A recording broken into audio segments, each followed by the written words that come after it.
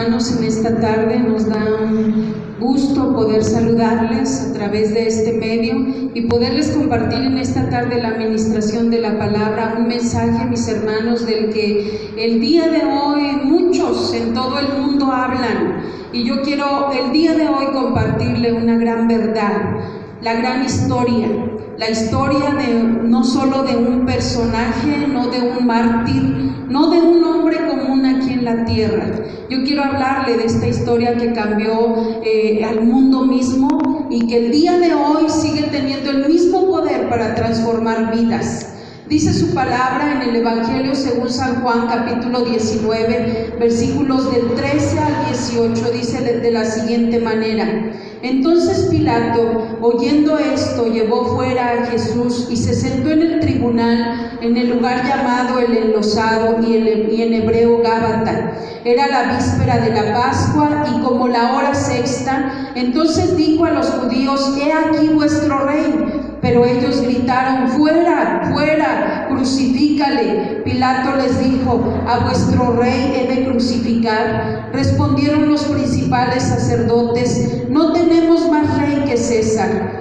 Así que entonces lo entregó a ellos para que fuese crucificado. Tomaron pues a Jesús y le llevaron, y él cargando su cruz salió al lugar llamado de la Calavera, y en hebreo Gólgota, y allí le crucificaron, y con él a otros dos, uno a cada lado, y Jesús en medio. Yo quiero llevarle, mi hermano, a través de la meditación de este pasaje de la Escritura, haciendo una comparación con el Evangelio de Mateo, capítulo 27, que nos narra igualmente estos hechos, mi hermano. Pero yo quiero compartirle lo siguiente: el hablar de la muerte de cualquier otro personaje en el mundo, de cualquier otro hombre, mis hermanos, no tiene el mismo alcance que tiene el hablar la historia de la muerte de Jesús. Y el día de hoy yo quiero hablarle de ello. Yo quiero que usted reflexione, que usted medite en su corazón. A los hermanos que son miembros de esta congregación, sí, el Calvario, pero también aquellos que el día de hoy, por alguna razón, Dios te llevó justo y precisamente a mirar esta página de Facebook y poder estar mirando en vivo esta transmisión. Yo te digo, mujer, varón, no es casualidad, es un propósito de parte de Dios para tu vida. Hay un plan de Dios para tu vida. Yo quiero compartirte esto, la gran historia de la muerte de Jesús, no de cualquier hombre, sino de Jesús mismo. Mis hermanos, yo podría decirles algo: hay tanta gente de la cual podemos admirar, podemos realmente valorar sus historias y darnos cuenta que la vida de esos personajes marcan, te enseñan algo, te dejan algo a tu vida. Pero la vida de Jesús es muy distinta, y no solo su vida, sino que hablar de la muerte de Jesús es otra historia, por así expresarlo. Hablar de la muerte de Jesús, yo quiero que usted pueda entender esta tarde algo importante. La muerte de Jesús fue una noticia sobrenatural, porque fue algo que fue predicho desde muchísimos cientos de años antes de que esto sucediera. El Señor ya le había dado la palabra a sus profetas, ya les había dado la palabra a muchos otros varones que tenían una relación de comunión con Él. Dios ya les había revelado esto. Así es de que la muerte de Jesús es una noticia sobrenatural. No es una noticia que tú das después de que ha acontecido. Esta se dio desde antes de que había acontecido. Esta se anunció por muchísimos años antes, y es algo bien importante que nosotros relacionemos y entendamos a través de la palabra esta verdad. En el Salmo 22, el salmista nos habla de la predicción y el sufrimiento del Mesías, de ese Mesías del que yo te quiero hablar esta tarde. Y el Salmo 22:1 expresa una palabra que escuchamos expresando de la propia boca de Jesucristo: Dios mío, ¿por qué me has desamparado? ¿Por qué está tan lejos de mí la salvación y de las palabras de mi clamor? No soy más que un gusano y no hombre oprobio oprobio de los hombres y todos se escarnecen de mí. Jesús un día llegó a experimentar esto y a vivir en carne propia estas situaciones. La noticia de la muerte de Jesús fue algo sobrenatural, fue algo de lo cual hablaron muchos otros hombres antes de que esto sucediera. Esto sería una imagen del sacrificio de Cristo, quien dio su sangre preciosa y la derramó en la cruz del Calvario para que usted y yo pudiésemos ser perdonados de nuestros pecados, para que usted y yo pudiésemos ser limpios, ser liberados de la vida de pecado que teníamos antes de haberle conocido y haber creído en Él.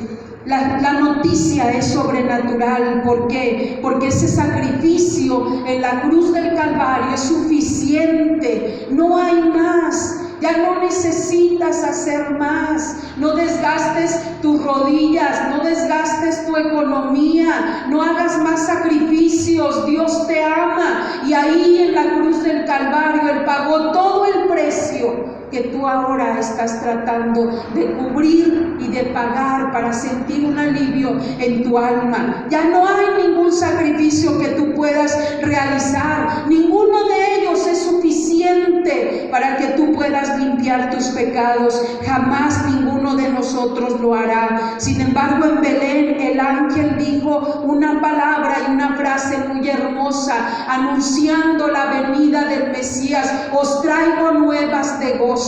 Anunciando que aquí en esta tierra, aquí en este lugar, tendría que nacer en carne, sí, tendría que nacer el Hijo de Dios, Jesucristo mismo.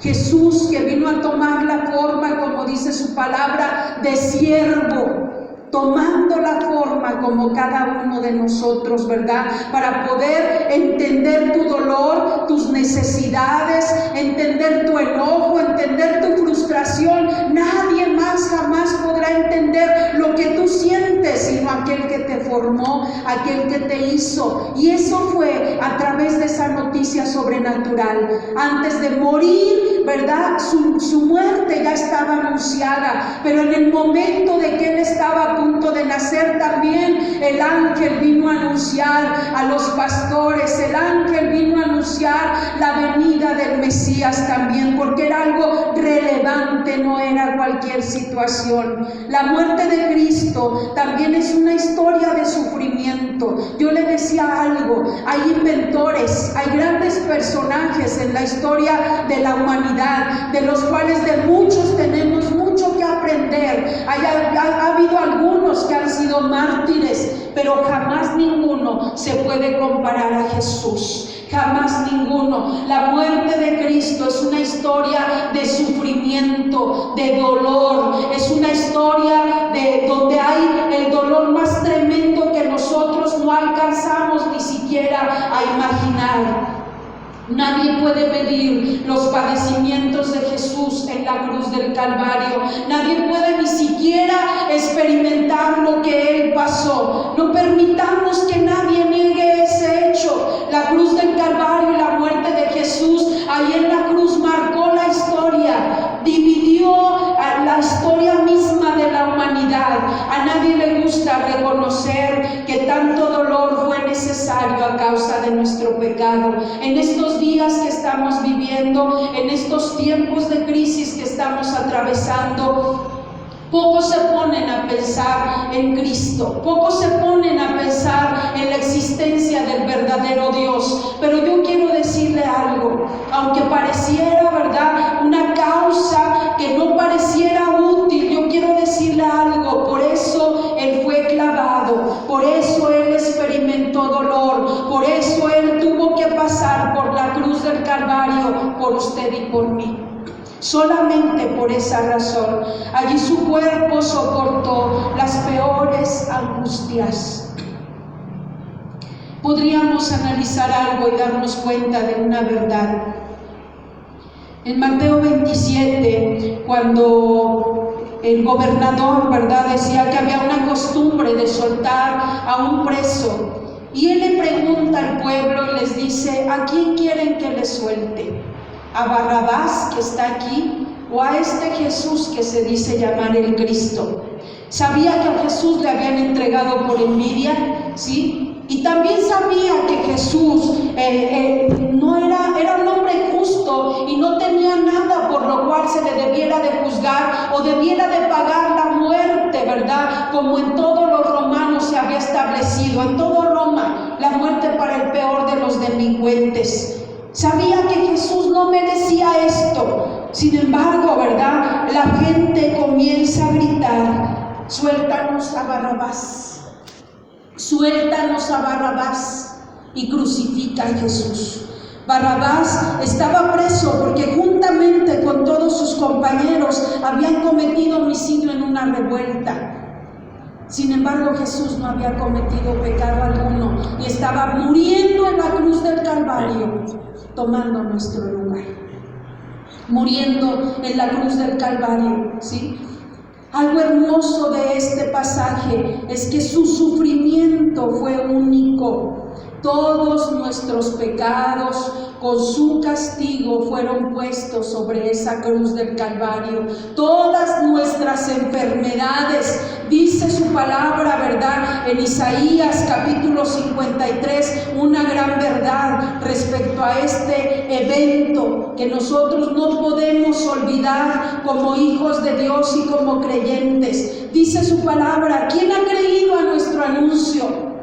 ¿Y sobre quién se ha manifestado el brazo de Jehová? Despreciado y desechado entre los hombres, varón de dolores, experimentado en quebranto, y como que escondimos de él el rostro, fue menospreciado y no lo estimamos. Ciertamente llevó él nuestras enfermedades y sufrió nuestros dolores, y le tuvimos por azotado, por herido de Dios, por abatido, mas él herido fue por nuestras rebeliones, molido por nuestros pecados, y el castigo de nuestra paz fue sobre él. Por su llaga fuimos nosotros curados. En esa cruz del Calvario, mi hermano, iba un peso espiritual. Iba el peso de nuestros pecados, iba el peso de nuestras enfermedades, y el Señor Jesucristo decidió tomar la cruz del Calvario, llevarle en todo ese transitar de dolor hasta llegar a ese lugar a donde fue crucificado. Él tomó la decisión. La humanidad entera puede saber que nada ha quedado que no esté colocado en la cruz de nuestro Salvador. ¿Tienes problemas? ¿Tienes necesidades? ¿Tienes enfermedades? ¿Tienes situaciones que tú no puedes resolver? Ve a la cruz del Calvario.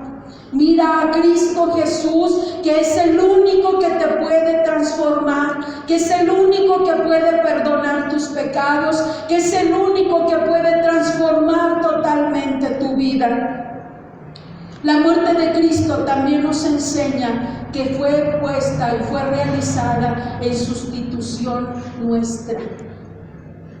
Usted y yo, si analizáramos en nuestra vida, nos daríamos cuenta de que hay muchos pecados que hemos cometido.